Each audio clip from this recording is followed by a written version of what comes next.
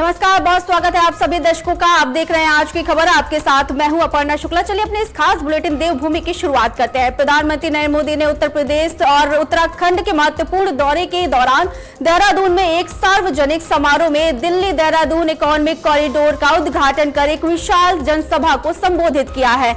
इस मौके पर केंद्रीय सड़क परिवहन एवं राजमार्ग मंत्री नितिन गडकरी और उत्तराखंड के मुख्यमंत्री पुष्कर सिंह धामी भी मौजूद रहे। पीएम मोदी सहारनपुर होते हुए देहरादून पहुंचे, जहां उन्होंने विशाल जनसभा को संबोधित किया। इस मौके पर उन्होंने बाबा भीमराव अंबेडकर जी को याद भी किया है।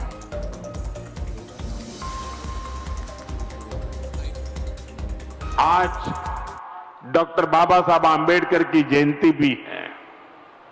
मैं बाबा साहब को कोटि कोटि देशवासियों की ओर से श्रद्धांजलि अर्पित करता हूं।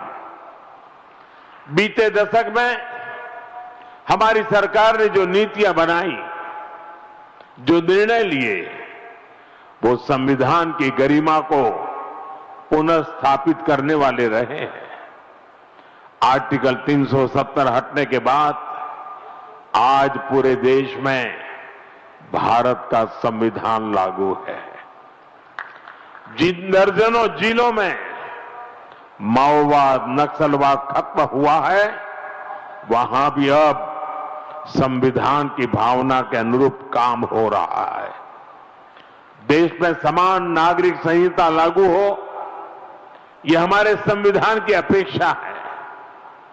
उत्तराखंड ने संविधान की इस भावना को आगे बढ़कर और उस भावना को आगे बढ़ाकर पूरे देश को राह दिखाई है। साथियों, बाबा साहब का जीवन गरीबों को, वंचितों को, शोषितों को न्यायपूर्ण व्यवस्था देने के लिए समर्पित था। आदरणीय प्रधानमंत्री जी का हमारे राज्य के प्रति अगाध प्रेम का प्रतीक है।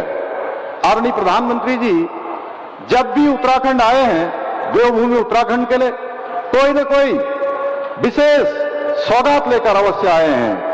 चाहे बाबा केदार की पुण्य धरा से 21वीं सदी का तीसरा दशक उत्तराखंड का दशक होगा कहकर हमारा उत्साह बढ़ाना हो, या जिसको भारत का अंतिम गांव कहा जाता था, सीमांत गांव माड़ा में आकर उसे देश का प्रथम गांव घोषित करना हो, या इन्वेस्टर समिट के उद्घाटन के अवसर पर बेड इन उत्तराखंड का संदेश देना हो, या महादेव के पवित्र तीर्थ आदि कैलाश के दर्शन कर इस तीर्थ की सुंदरता को विश्व पटल पर रखना हो, राष्ट्रीय खेलों के उद्घाटन समारोह में पधारकर पूरे देश के समक्ष देवभूमि को खेल भूमि के रूप में नई पहचान दिलाना हो, या हर्षिल मुखवा की धरती से शीतकालीन पर्यटन को बढ़ावा देने का आह्वान करना हो, या फिर राज्य के रजत जयंती वर्ष के अवसर पर अगले 25 वर्षों के लिए राज्य को एक नया विजन देना हो। आपका देवभूमि में आगमन देवभूमि के लिए हमेशा शुभ एवं कल्याणकारी हो रहा है। और आज जब आप पुनः उत्तराखंड आए हैं तो 12,000 करोड़ रुपए की लागत से बने एशिया के सबसे लंबे एलिवेटेड वाइल्ड लाइफ कॉरिडोर की सौगात लेकर आए हैं। इसके लिए उत्तराखंड के सभी प्रदेशवासियों की ओर से मैं आपका हृदय तल से आपका धन्यवाद करता हूं। और वहीं देहरादून दौरे पर पहुंचे प्रधानमंत्री नरेंद्र मोदी ने Delhi Dehradun wild life corridor के उद्घाटन से पहले मां डाट काली मंदिर पहुंचकर पूजा अर्चना की। इस दौरान प्रधानमंत्री ने विधिवत मां काली के दर्शन किए और मंदिर में मौजूद महिला कलाकारों द्वारा प्रस्तुत भक्ति गीतों को श्रद्धा के साथ सुना। मंदिर परिसर में भक्ति और आस्था का माहौल देखने को मिला।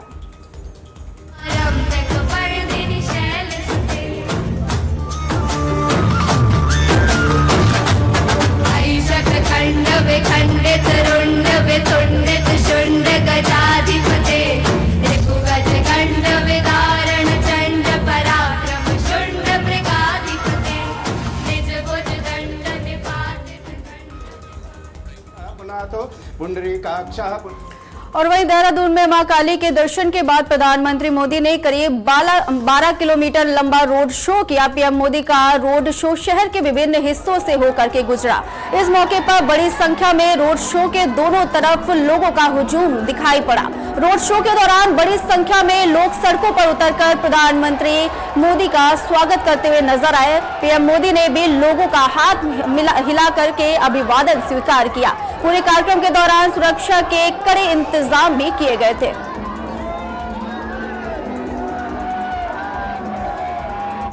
देहरादून से जुड़े दिल्ली देहरादून इकोनॉमिक कॉरिडोर परियोजना के तहत प्रधानमंत्री नरेंद्र मोदी ने सहारनपुर में एलिवेटेड सेक्शन का निरीक्षण किया। इस दौरान प्रधानमंत्री ने करीब 12 किलोमीटर लंबे वाइल्ड लाइफ कॉरिडोर का भी रिव्यू किया, जिसे खास तौर पर वन्य जीवों की सुरक्षित आवाजाही के लिए विकसित किया गया है। यह अत्याधुनिक कॉरिडोर न केवल दिल्ली और देहरादून के बीच यात्रा को तेज और सुगम बनाएगा, बल्कि पर्यावरण संरक्षण के साथ विकास के संतुलन का भी एक अहम उदाहरण बनेगा। परियोजना को क्षेत्र के इंफ्रास्ट्रक्चर और कनेक्टिविटी के लिहाज से बेहद महत्वपूर्ण माना जा रहा है।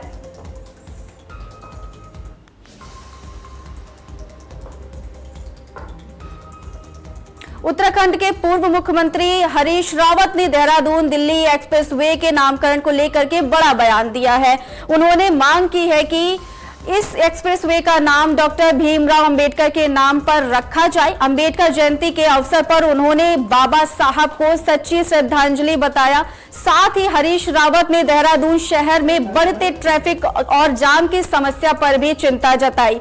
उनका कहना है कि एक्सप्रेसवे के लोकार्पण के बाद शहर में कई और ट्रैफिक दबाव और बढ़ सकता है, जिससे आम जनजीवन प्रभावित होगा। उन्होंने ये भी कहा कि ट्रैफिक की धीमी गति का असर पहाड़ों की अर्थव्यवस्था पर पड़ेगा और परिवहन लागत बढ़ने के किराए में इजाफा हो सकता है। हरीश रावत ने सरकार से अपील की है कि जनहित को ध्यान में रखते हुए ठोस कदम उठाए जाएं।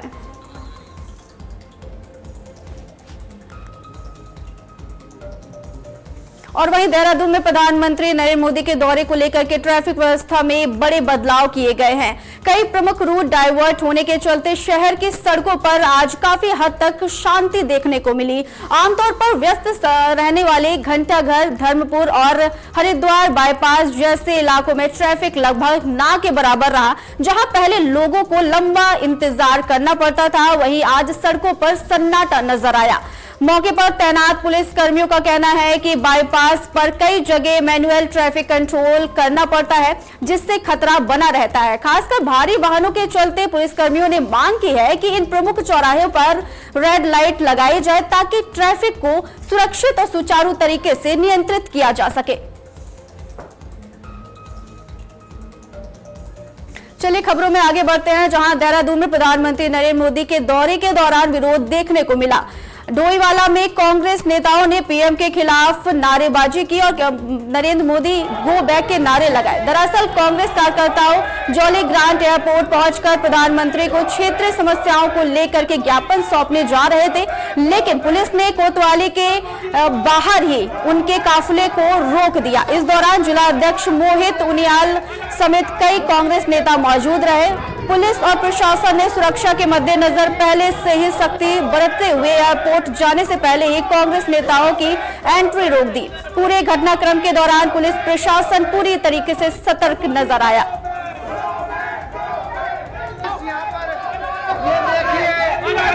मोदी जी के ये देखिए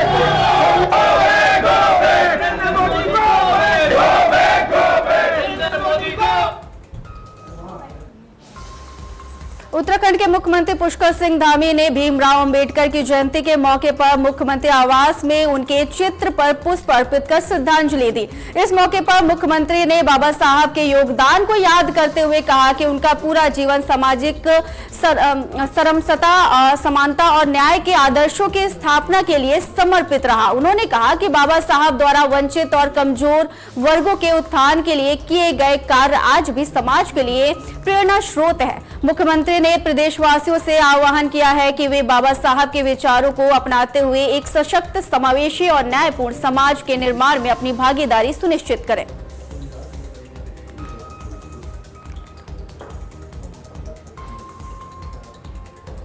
और वहीं नैनीताल के कालाडूडी क्षेत्र स्थित नाथूझाला गांव में डिजिटल क्रॉप सर्वे कार का निरीक्षण किया गया। इस दौरान अपर जिलाधिकारी शैलेंद्र सिंह नेगी ने मौके पर पहुंचकर सर्वे की प्रगति का जायजा लिया। उन्होंने भारत सरकार की महत्वाकांक्षी एग्री स्टेट योजना के तहत चल रहे अंश निर्धारण, किसान रजिस्ट्रेशन और डिजिटल क्रॉप सर्वे की जानकारी दी। निरीक्षण के दौरान एडीएम ने किसानों की मौजूदगी में खुद खेतों का डिजिटल सर्वे कर प्रक्रिया को समझा। अधिकारियों ने बताया कि अधिकांश कार्य पूरा हो चुका है। हालांकि कुछ स्थानों पर साजरा और लोकेशन ट्रेस करने में तकनीकी दिक्कतें सामने आ रही हैं। इस पर एडीएम ने संबंधित अधिकारियों को समस्याओं के समाधान के निर्देश दिए हैं और साथ ही कहा है कि उच्च स्तर पर भी इसको अवगत कराया गया। इस मौके पर तहसील और राजस्व विभाग के भी कई अधिकारी मौके पर मौजूद रहे।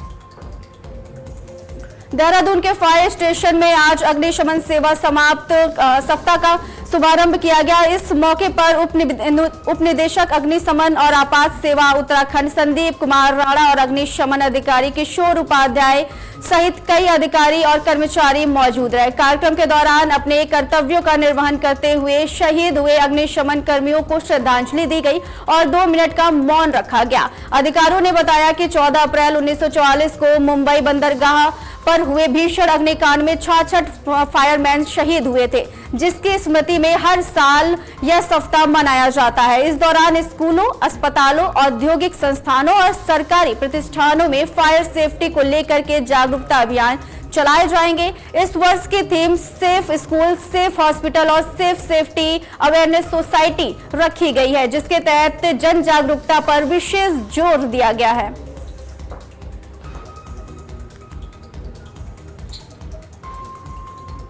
और वहीं उधम सिंह नगर के नामकंता क्षेत्र में डूबे युवक का शव एसडीआरएफ ने कड़ी मशक्कत के बाद बरामद कर लिया है। जानकारी के मुताबिक 13 अप्रैल को एक युवक के डूबने की सूचना मिलने पर एसडीआरएफ टीम रुद्रपुर से उप निरीक्षक सुरेंद्र नेगी के नेतृत्व में मौके पर पहुंची और सर्च अभियान शुरू किया गया। हालांकि पहले दिन युवक का कोई सुराग नहीं मिल सका। वहीं आज दोबारा चलाए गए सर्च ऑपरेशन के दौरान टीम को बड़ी सफलता मिली है। युवक का शव बरामद कर लिया गया है।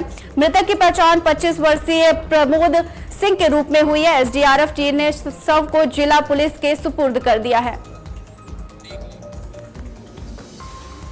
खबरों में आगे बढ़ते हैं, जहां बैसाखी पर्व के मौके पर हरिद्वार में आस्था का सैलाब उमड़ा पड़ा है। हर की पैड़ी के ब्रह्म कुंड पर सुबह से ही बड़ी संख्या में श्रद्धालु पहुंच रहे हैं और गंगा में डुबकी लगाकर पुण्य कमा रहे हैं। बैसाखी उत्तर भारत का प्रमुख त्योहार है, जिसमें गंगा स्नान विशेष महत्व माना जाता है। श्रद्धालुओं की भीड़ भारी संख्या में देखने को मिल रही है और पुलिस और प्रशासन पूरी तरीके से अलर्ट मोड पर है। पूरे मेला क्षेत्र को 10 जोन और 33 सेक्टर में बांट कर सुरक्षा के पुख्ता इंतजाम किए गए हैं। साथ ही ट्रैफिक व्यवस्था को सुचारू बनाए रखने के लिए भारी वाहनों के प्रवेश पर रोक लगा दी गई है। 2 दिन पहले ही पुलिस फोर्स को ब्रीफ कर मुस्तैदी से ड्यूटी करने के निर्देश दिए गए थे।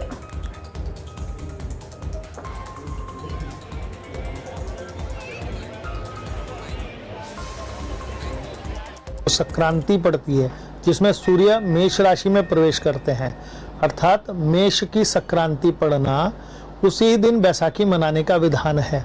हरिद्वार जैसी जगह पे हिमाचल, पंजाब और उत्तराखंड के पर्वतीय क्षेत्र 13 तारीख को भी मनाते हैं और 14 को भी मनाते हैं।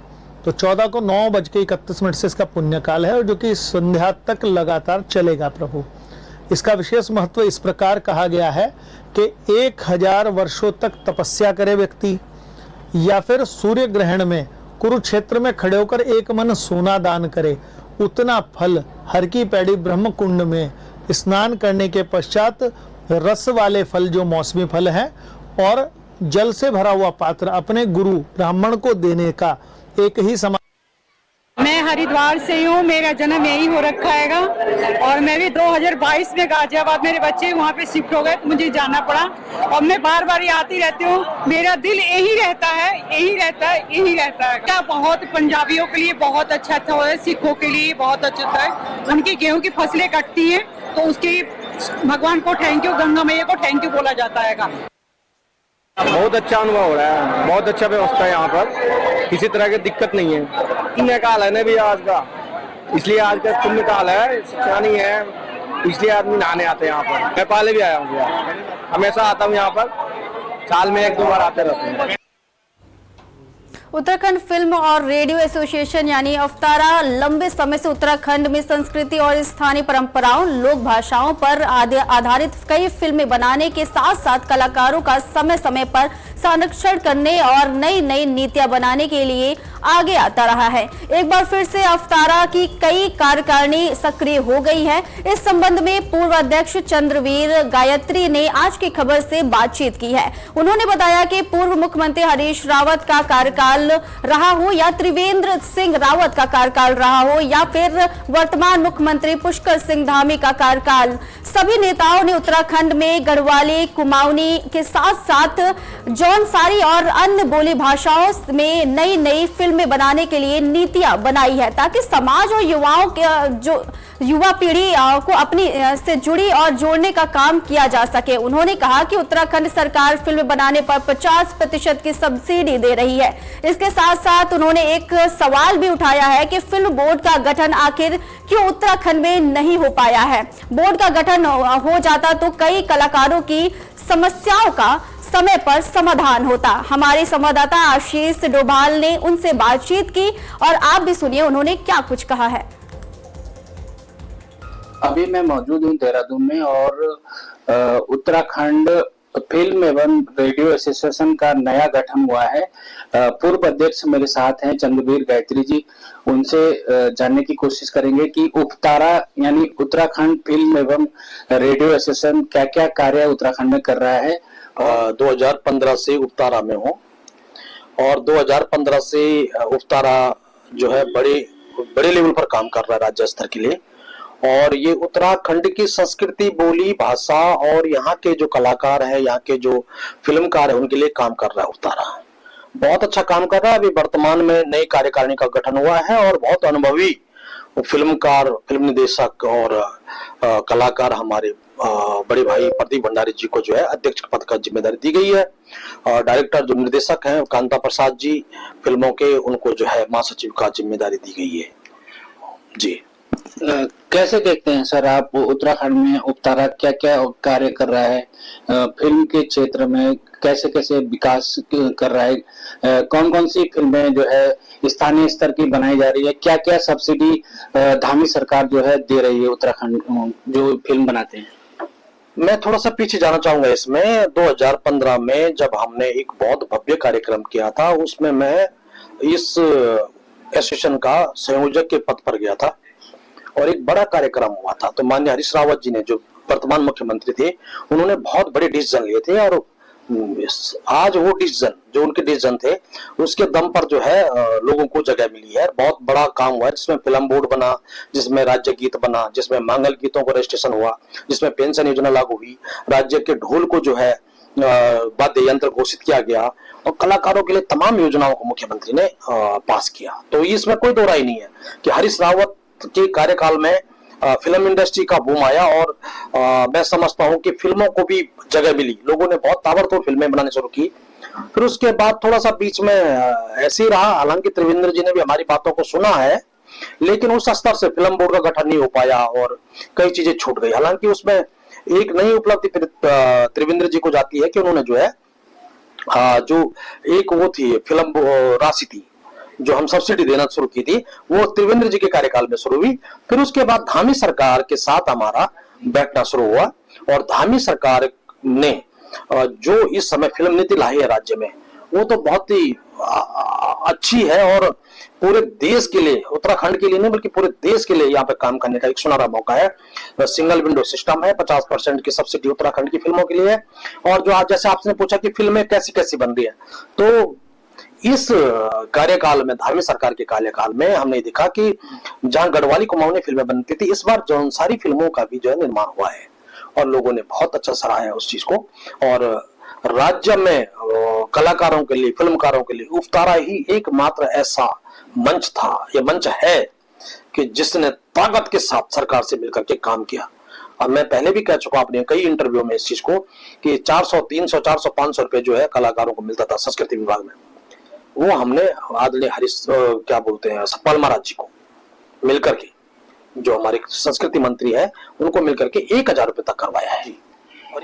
तो ये थे उपतारा के पूर्व अध्यक्ष और वर्तमान में कार्यकारिणी में उनको महत्वपूर्ण जगह मिली है चंद्रवीर गायत्री जी। उन्होंने बताया कि उत्तराखंड में पहले गढ़वाली और जो कुमाऊनी फिल्मों के साथ साथ अब जौनसारी और लोकल जो फिल्में हैं उनको बढ़ावा मिल रहा है और आगे भी ऐसा जो है धामी सरकार से वो उम्मीद करते हैं।